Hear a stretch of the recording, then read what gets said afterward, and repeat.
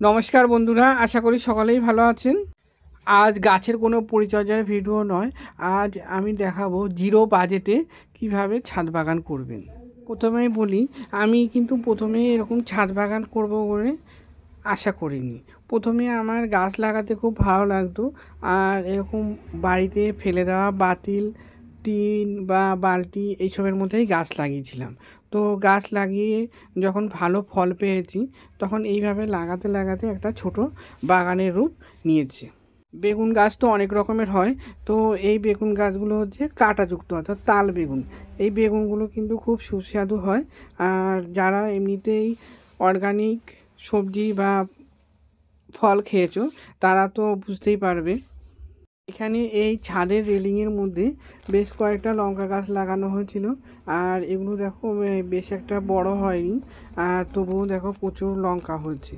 আর কিছু স্ট্রবেরি গাছও লাগানো হয়েছে। আর এই দেখো এখানে রয়েছে একটা রেড মারিগোল্ড, মানে যাকে আমরা বাংলায় আমাদের এই অঞ্চলে এখানে কাশিগাঁদা বলে। কে কী বলে আপনারা কমেন্ট করে জানিয়ে। এই রেলিংটা আসলে ছাদে গাছ লাগানোর জন্য করা হয়নি, এটা সানসেট ছিল। পরবর্তীকালে আমি মিস্ত্রি ডেকে এই রেলিংটাকে একটা আকার দিয়ে নিয়েছি। আর এর মধ্যেই মাটি দিয়ে আমি এখন গাছ লাগাচ্ছি। আর এখানে গাঁদা ফুল গাছের যে সিক্রেট তরল সার ভিডিও দিয়েছিলাম, এটা অনেকেই তোমরা পছন্দ করেছো। আর এই গাছগুলো এতটাই সুন্দর হয়েছে যে শীতের প্রথম দিক থেকে ফুল দিচ্ছে, এখনও ফুল হচ্ছে। আর এখানে দেখো একটা লঙ্কা গাছে বেশ কিছু লঙ্কা হয়েছে। আর এখন লঙ্কা প্রায় শেষের দিকে, এই গাছগুলোতে শেষের দিকে আবার নতুন করে গাছ লাগাতে হবে। আর এদিকে টমেটো গাছগুলোতে টমেটো হয়েছে। যেহেতু নানান রকম পদ্ধতিতে মাটি তৈরি করি, আর এই মাটিতে কিন্তু যথেষ্ট ভালো রকম সবজি বলেন, ফুল গাছ বলেন, বা যাই লাগাই না কেন, প্রতিটা জিনিসই খুব ভালো হয়। আর এইখানে রেলিংয়ের মধ্যে কিছু বাইরের দিকটায় ফুলের যে মানে চারা, তারপরে পাতাবাহার গাছ, নানান রকম যে ধরনের গাছগুলো সৌন্দর্য বৃদ্ধি করে, সেই ধরনের গাছগুলি লাগানো রয়েছে। এছাড়াও রয়েছে বেশ কিছু প্রয়োজনীয় গাছ, যেগুলো আমাদের ঘরোয়া কাজে ব্যবহৃত হয়ে থাকে বা রূপচর্চার কাজে ব্যবহৃত হয়ে থাকে। আমার বাচ্চাদের মাথার চুলের জন্য ব্যবহার করা থাকে, বা এই ধরনের অনেক কিছু গাছ রয়েছে। যেমন এই যে তুলসী গাছগুলো রয়েছে, এগুলো আমাদের প্রতিদিনের নিত্য প্রয়োজনীয়, তার সঙ্গে সঙ্গে ঠাকুর ঘরের কাজেও ব্যবহৃত হয়ে থাকে। সেই ধরনের গাছগুলিও লাগানো আছে। যেহেতু আমাদের বাড়িতে নিচে তেমন কোনো জায়গা নেই, তো আমাদের ছোট এই ছাদের মধ্যেই নানান রকম গাছ লাগিয়ে সেই চাহিদাগুলো পূরণ করার চেষ্টা করে থাকি। তোমাদের মনে প্রশ্ন জাগতেই পারে যে তাহলে জিরো বাজেটে কিভাবে তৈরি করলাম। আসলে আমি এই গাছগুলি নিজেই মাটি সংগ্রহ করে এবং নিজেই মাটি তুলি।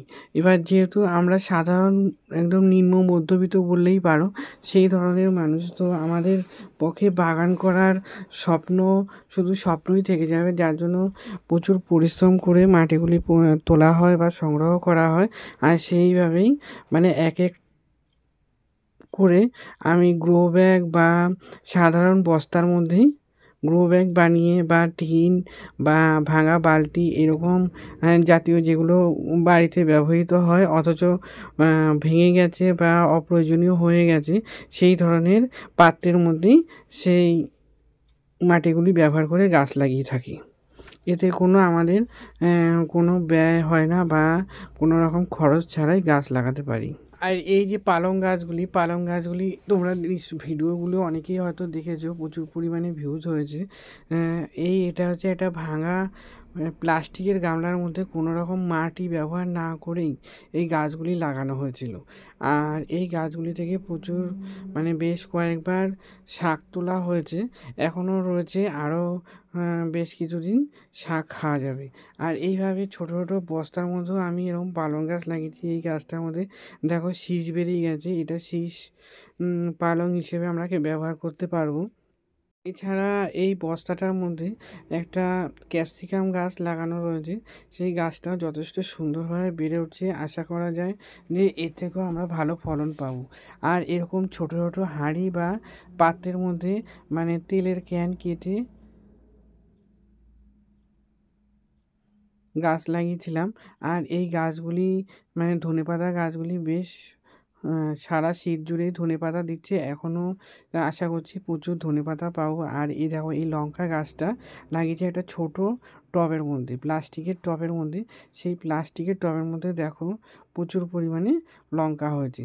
তবে এই কিছু এত কিছু আনন্দের মধ্যেও একটা নিরাশার কথা হচ্ছে এই যে এই বছরই প্রথম আমি বাঁধাকপি ও ফুলকপি গাছ লাগিয়েছিলাম, হনুমান এসে নষ্ট করে দিয়েছে। বেশ কিছুদিন থাকলে কিন্তু এই গাছগুলি থেকে আমি বাঁধাকপি বা ফুলকপি পেতাম। তো এখন কিছু করার নেই। এই ছাদটাকে সম্পূর্ণরূপে ব্যবস্থা না করলে আমাকে হনুমান প্রতিরোধ করা সম্ভব হবে না। তাই আশা করছি তোমরা অনেক অনেক ভালোবাসা দাও আর এইভাবে মানে জিরো বাজেটে তোমরাও এরকম ছোটোখাটো একটা বাগান বা বাড়িতে যে কোনো জায়গায় ছোট গাছ লাগিয়ে বা ছোট জায়গায় গাছ লাগিয়ে এরকমভাবে আমি যেইভাবে মাটি তৈরি করি সেইভাবে তোমরাও জিরো বাজেটে বাগান তৈরি করতে পারো।